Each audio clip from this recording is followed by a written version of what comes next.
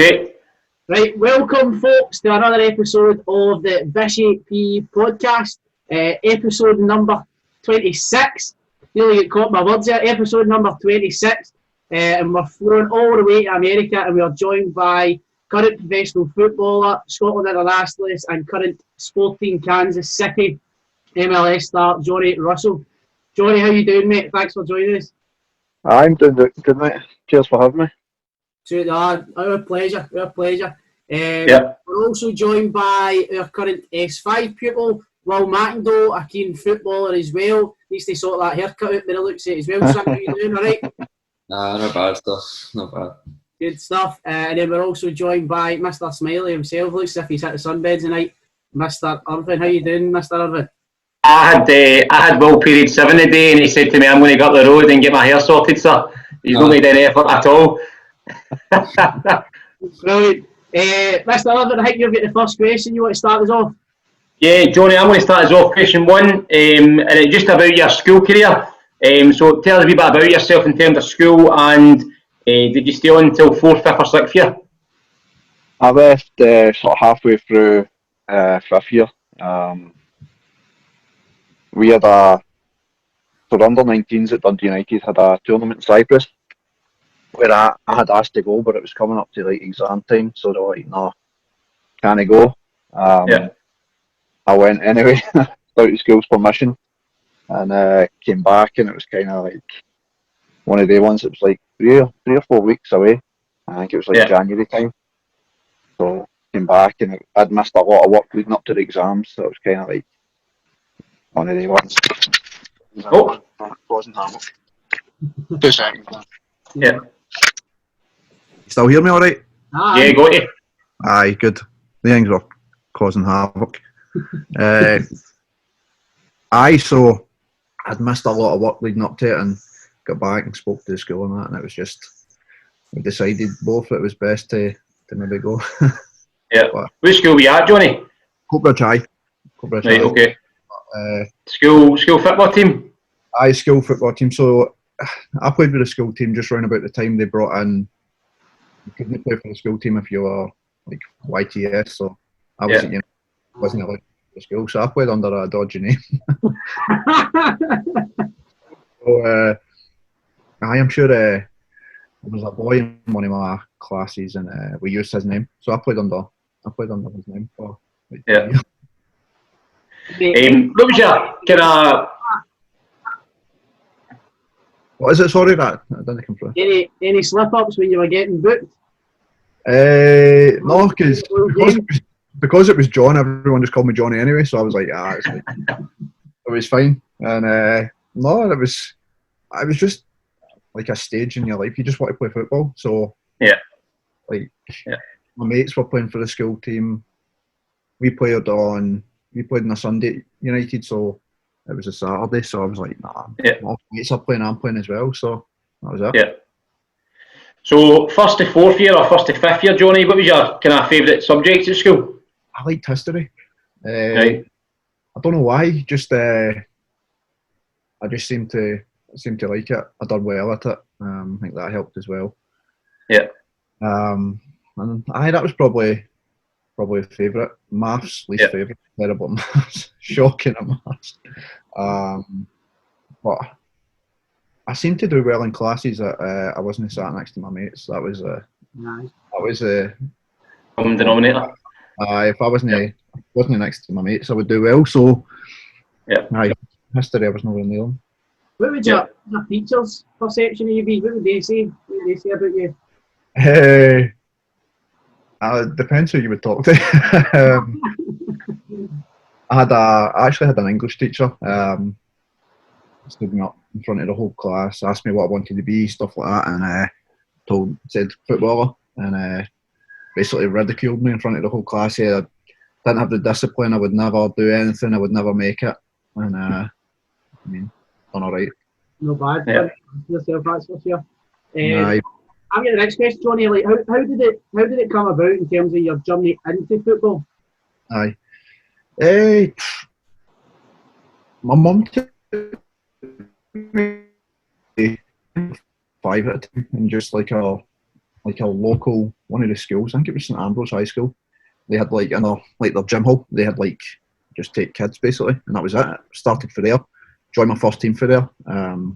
So that training turned into, like, as the years went on, turned into a team. And I was there until I was about, I don't know, probably 9, 10, something like that.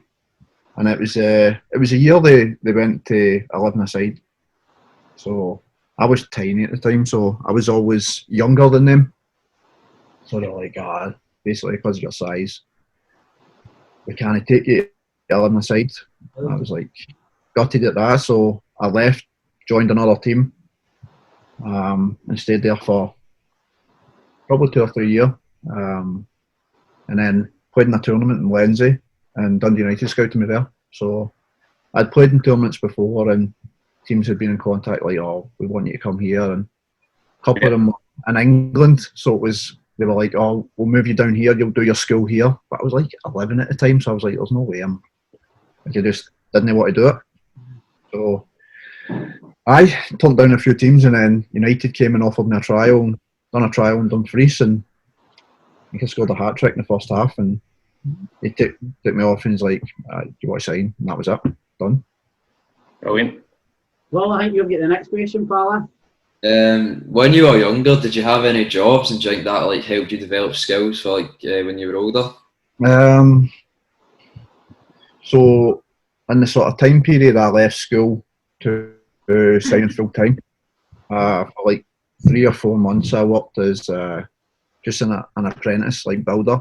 So I mean that was an eye opener as well. But no, like I enjoyed it. I mean, it gave me a taste of like what the other side was like. But no, it was we're like family, so it was like it was just one of them bit of money before I went on holiday. But no, I enjoyed it, and I think it just gives you like an appreciation of like what you've got when you see, not that you don't work hard, but you just see what other people have to put into making a living. And it does, it gives you an eye opener. When I went on loan as well, I went on loan for 2 years. And the guys I played with, like, worked during the day and trained and played at night. So, I mean, when you look at it that way, I mean, no disrespect to them, but it's just it wasn't a life that I wanted. So it made me stick in and get my head down a bit more. Aye. Yeah. Brilliant. Just moving into your professional career, Johnny. What would you say your professional career has been like as a kind of whole, as a journey?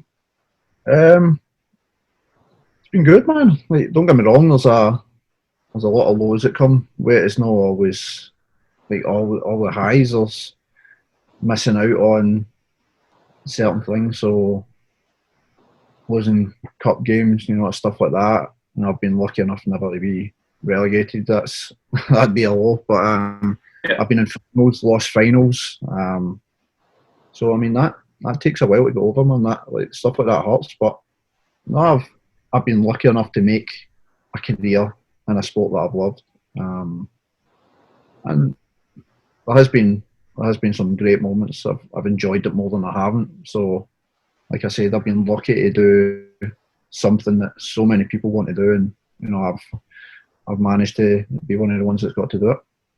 I hope you don't mind me asking, but how did the moves from Dundee United to Derby and then obviously over to America come about? Dundee United to Derby came out of nowhere, to be honest. The January before, I had a couple of offers from an Italian team, Catania. I was supposed to go to Italy and play. That didn't work out. And then even apart from that, all the interest I had was abroad, and that was always my idea. Like, I didn't want to be a Scottish player does well, he goes to England, and that's kind of how he's measured. So I was like, no, I want to try something different. I want to go abroad, different culture, learn a different language, see if I can adapt that way. So that was always my aim at what I wanted to do. And then I was actually in Tenerife, and I got a phone call, basically like, Derby or serious, and it was at the time it was Derby and Celtic that were sort of competing against each other. So they both made an offer at like $500,000, and like I went on holiday. They're like, go and enjoy your holiday, and we'll see what happens. So I think I was there about 5 or 6 days. I had to fly back because I think Derby upped their offer to like 650 or something like that, and Celtic wouldn't budge. So it was like an extra 150 grand, and obviously if it was down to 2, I wanted to go to Celtic, but it didn't work out that way. I flew home for Tenerife, spoke to the manager, and that went down there, seen the facilities, stadium, and I was like, nah, this is like he really went out his way, knew so much about me as well. So he'd done his homework, not just professionally, but like outside it. He knew so much about me. So he'd obviously been asking about for a while, some of the stuff he knew, and that just kind of made me feel like, nah, this is it. Because I knew I was leaving United that year. It was just well. And then what about the move to America? How did that come about? That came about, so it was the start of the season. We played Sunderland, I think, first game of the season, Friday night, something like that. We were the first kick-off. And then I'd been contacted that weekend basically saying, would you come to America? And it was like, at the time, I had like 3 or 4 days to decide. And I was like, no, I had a young daughter at the time. I was like, I'm not making that decision to take my family away in 4 days. And they're like, would you be interested in the future? And I says, I would never turn my nose up at anything. I would never turn anything down. Yeah. No problem. And I was coming. That was my last year at Derby, my contract. So coming into the January, I had 6 months left, and you can speak to teams from outside the country. You just can't speak to English teams, the way it works. So it was Mo Johnson. So he played in Kansas. He played with the manager, and they were really close. So it came about him. He knew my agent from being back home. So he got in contact, and he was like, there was a few teams interested, but it's just mad the way they work it out here. They can put dibs on you. So Kansas done that, and spoke to the manager. Like, he used to phone me a lot, and like, he can talk. So like, we had done phone calls for hours with him at a time. And then obviously I could look a bit, because I watched a lot of the league, but Kansas weren't they're not a team that you see much of. It's not like a well viewed team. Like, they don't show a lot back home. Yeah.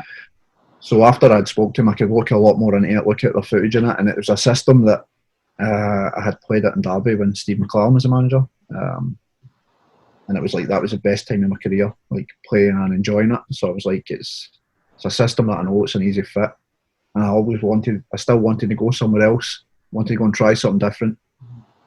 And that was how that came about, and I made the decision. I was at Derby for 4.5 years as well, so that was tough. But I just thought, if I don't do it now, I'll never do it. And the way this league's going as well, like, if I'd waited maybe another 3 or 4 years on a contract, they're going for younger guys. So I would have been about 30, 31 at the time, and they'd be like, nah, too late. So no, I'm glad I've done it now.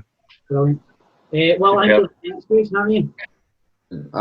So throughout your career, you've obviously played with and against a lot of good players, but is there anything that comes to mind when you think about that, like, top tier player? Against De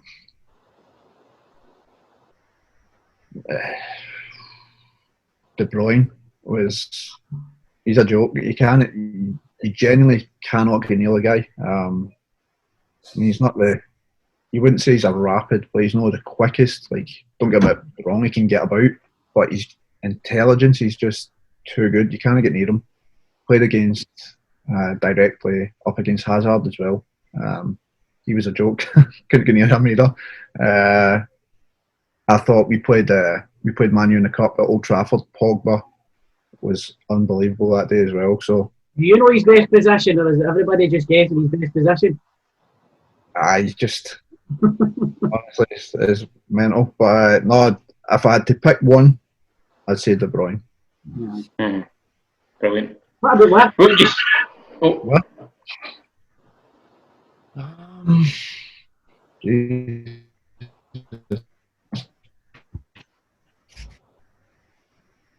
Played with some good players in Derby. The season we signed Tom Ince. I thought he was unbelievable.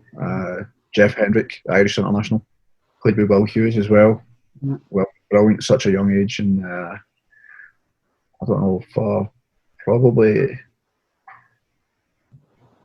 pure quality, I'd go with Ince. Like for like a 2-year period, we had him. He was just untouchable. Yeah. Mr. Irvin? Yeah. So, what would you say is the highlights of your professional footballing career, Johnny? Easy one. Always said it. Scotland debut. Brilliant.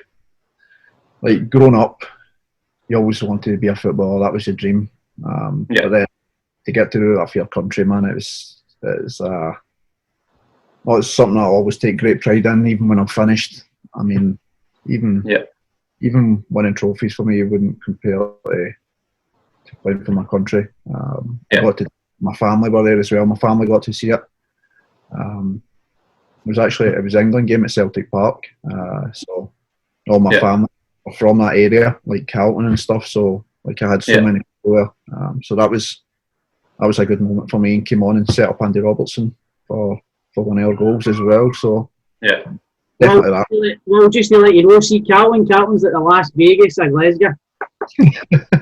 All right, just to let you know, pal. Good place, man. You should check it out. Good to see a bit of excitement about the national team just now, isn't it? Like doing really well. Everybody's kind of excited to watch them. Really good. Listening to the radio tonight and a good bit of kind of chat about the squad and who's in and who's starting and all that. It's really good to see. Don't get me wrong. We went through a wee bit of a tough time, but when once the manager got his ideas across the team that we had, good quality players, man, we knew it was only a matter of time before turning it around. And you just look at the run that have been on now, and one game away for getting ourselves to a major tournament. So it's good times, man. It's exciting. Yep, superb. So you kind of spoken about obviously highlights there, Johnny. Is there any particular low points to your career? Wembley. My first year in Derby, we got to play our final against QPR. Yeah. Dominated them. It's one of the most one-sided games I've ever been involved in. Just couldn't get that goal, couldn't find a finish, and they scored late on. Basically gave us no time to respond, and that was it. Done. Full season. I mean, we were minutes away for Premier League, and lost that. So, I mean, that was tough when I was younger. Obviously, you get a lot of rejection that people saying you're too small and stuff. But I mean, you're young. Ronnie, that's what happens on a Saturday night in the tune with me, telling you.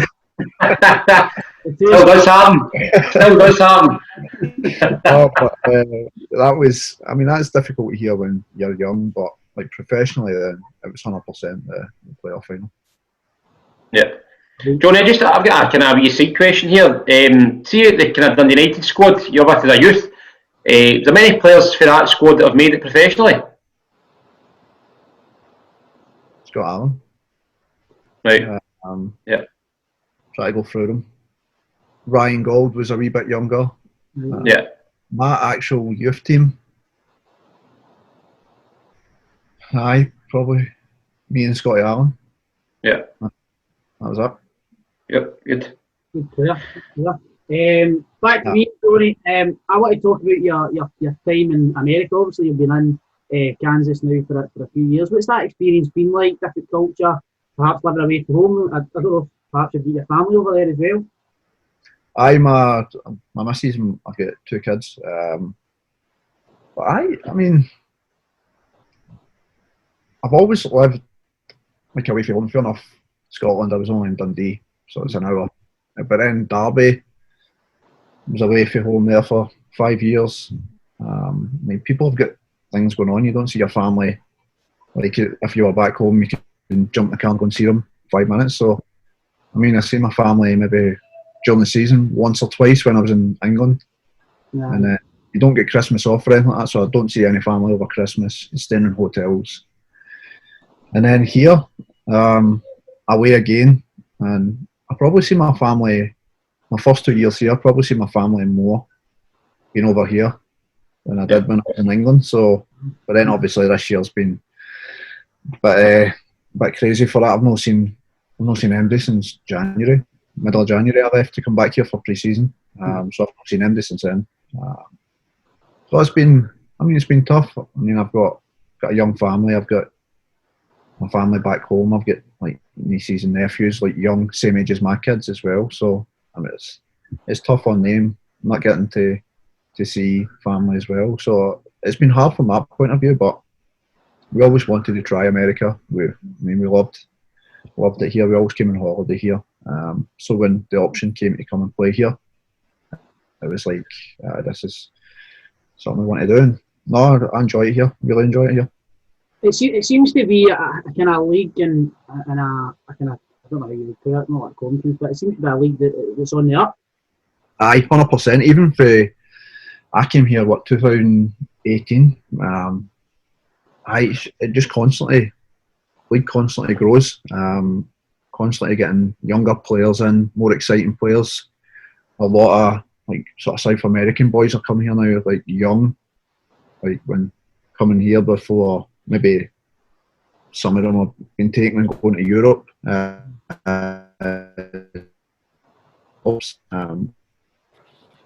it's definitely a league that continues to grow. There's constantly more teams coming in as well, so more competition. And there's been a jump in the standard that I've been here. I mean, it was good when I came here, but every year teams spend more money, attract more, well, sort of highly sought after players, especially like I said, South American boys. We went and spent like the first time in the club's history like 10 million on a striker, Mexican striker.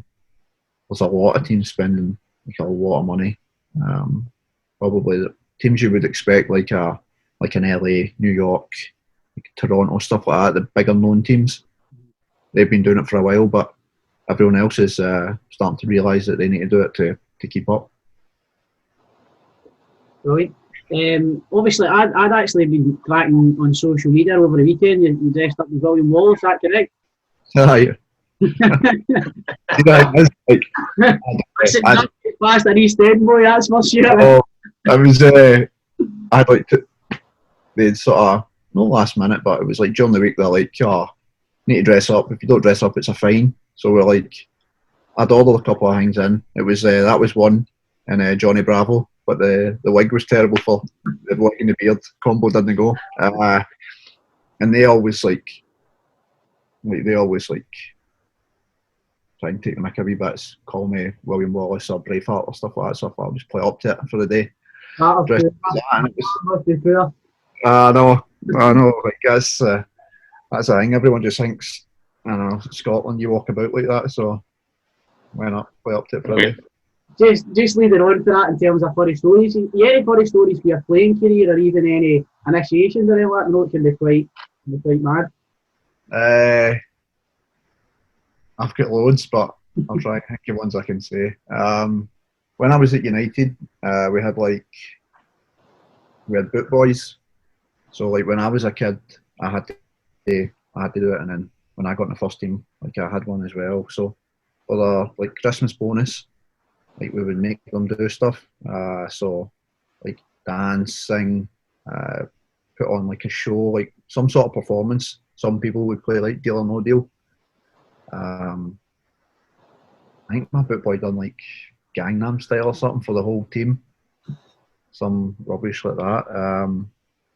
But no, here as well, we get they call them rookies, it's the new kids. We get them to put on a show in pre-season. So however many there is, they have to put on like 3 or 4 different like stages of the show. So that's usually pretty funny. You see like young kids' characters coming out. Some of them are terrified. Some of them like go for it.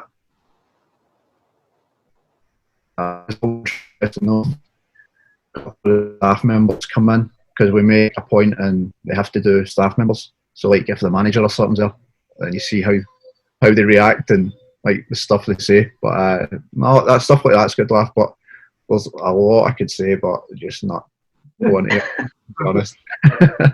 Fair enough. We'll let you read it. Johnny, we spend a lot of time talking to our kids that are doing higher about the mental side of the game. Is there anything you do, maybe individually or as a team, to prepare mentally for a match?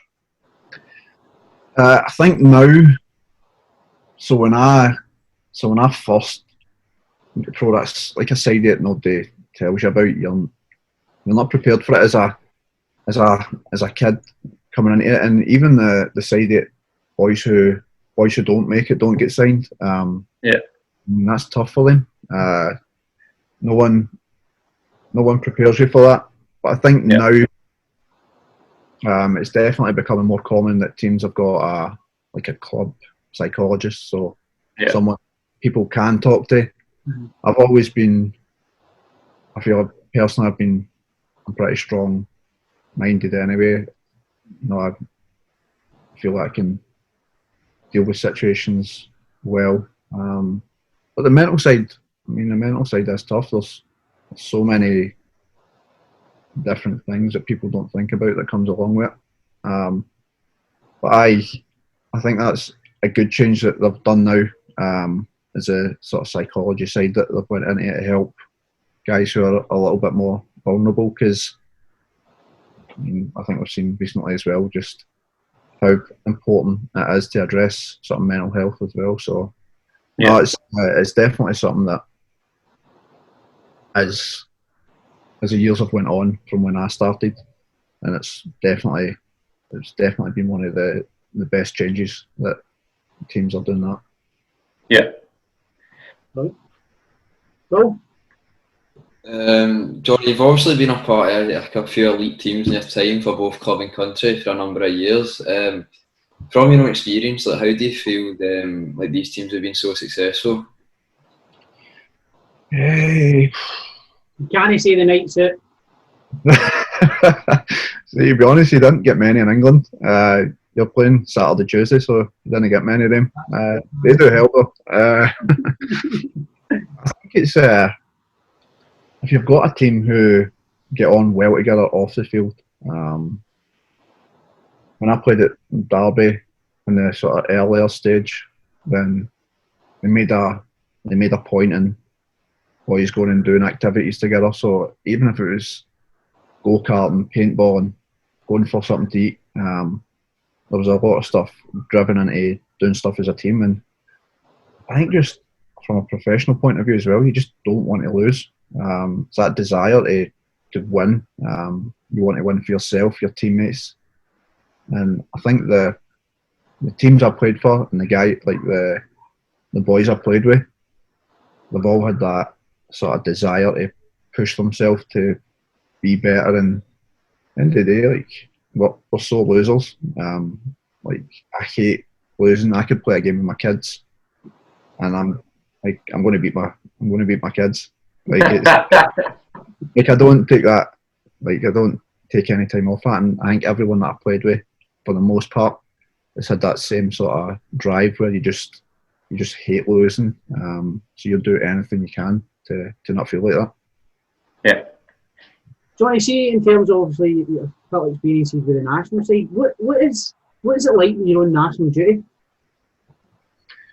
There's a lot of downtime. It can be like you're stuck in a hotel, stuck in your room. So it can be, I don't want to say boring because you're representing your country, but there's a lot of time where you're on your own. So from that side, it's a wee bit difficult. But you're playing your country, playing with the best players in the country, and it's good. It's a good bunch of boys there. The standards are always high in training, so you enjoy stuff like that. And you're there for a short time, so there's not much that you can do, but they try and make it as enjoyable as possible.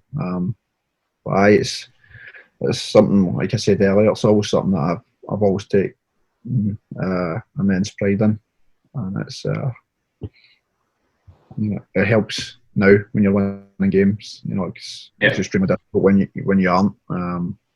It's most you're away internationals 2 weeks at a time. So I mean, it's not a great deal of time that you're away. How does it, it's in terms of, she come together as a shape? Because obviously you're pulling guys from all over the world, all over UK, all playing with different teams, all playing in different shapes. How does that come together in such a short period of time?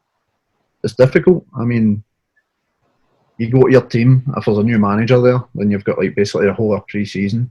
You've got near enough 2 months to get into that shape, get into that manager's ideas before you start. Whereas you get a new international manager and you're away for 10 days, so there's 2 games in there. The amount of time that you got to like, train and get your shape across, it's not a lot. And there's only so much you can do on a pitch. Then you do a bit of video, obviously, to see how it works. But I mean, it takes time for that to. Like, we're all good players, but it still takes time. You need that repetition of getting out of what's drilled into you from your club to then go and play an entirely different way and system for your country. But I think it's showing now, the time that the manager's had, that you can see like what he's been trying to implement just over time. And we've been solid recently. That was one of the main things, and it's worked. Brilliant. Yeah. Well, Have you got any advice you would give to like young aspiring footballers or just athletes in general try to go forward in their career? Just time. Any time you've got to try and perfect what it is you want to do. I mean, there's a lot of distractions. I'm not saying that people don't have fun. Like I would never say that. But when I was growing up, I constantly had a ball. No matter where I went, I had a ball. I trained. When I went to United, I trained however many nights a week. I trained the nights I wasn't training, I was playing football. Mm-hmm. I played for my school as well, so I was just constantly playing and training. And just have that drive and desire. I think one of the biggest things I found was people's sort of mental stamina to keep. It's easy enough to go and play once or twice a week, and then if things don't go well, sort of drop out of it.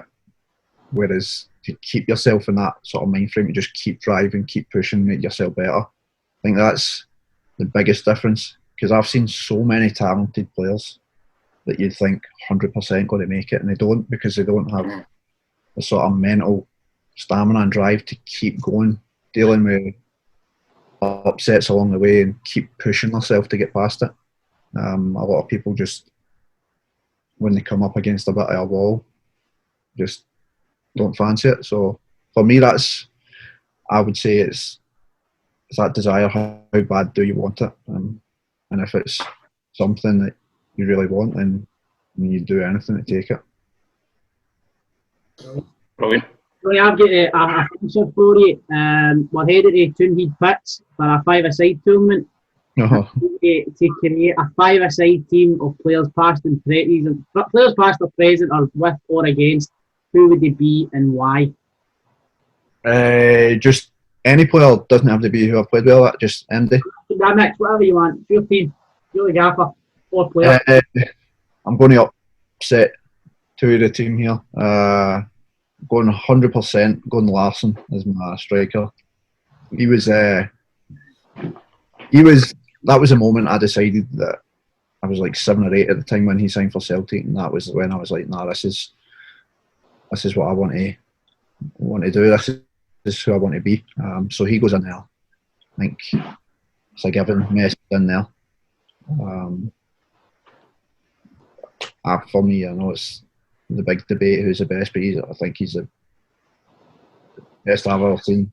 I mean, I wasn't around for Maradona, Pele, stuff like that, but I can't see how anyone compares to him.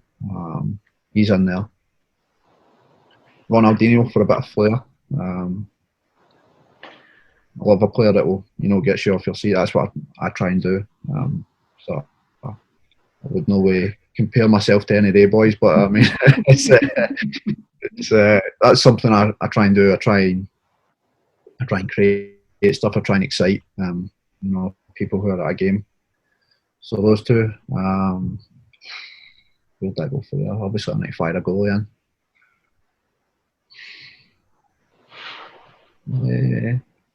Growing up, I used to always play football with my cousin, and we used to do 1v1, but we would make like a whole team.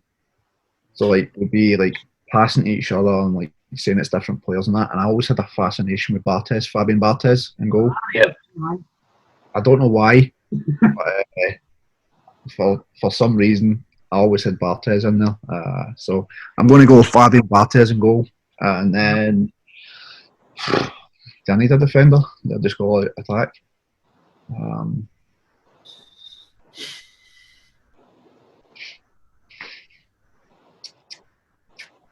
Struggling on the last one, to be fair. Beat yourself, surely. Nah, I'm not getting a game with you boys. Showing me up. No chance. Try to think. I mean, I suppose you need to throw Ronaldo in there, even though I'm a Messi guy. You've got to put Cristiano in there, don't you? I prefer the original Ronaldo, R9. But Cristiano, I think he goes in there as well. Superb. Johnny, I'm all questioned out. I don't know, Grant. Yeah, no, great. Yeah, brilliant. Thank you very much, Johnny. Johnny, pleasure. Thank you so much for joining us. We'll catch up in a second once we stop recording. But thank you once again for joining us. We really do appreciate it. You can catch this episode and others of the Bishy PE podcast on our YouTube channel and on our Twitter page at Bishy PE. Thank you very much, guys. Take care. See you later. Thank you.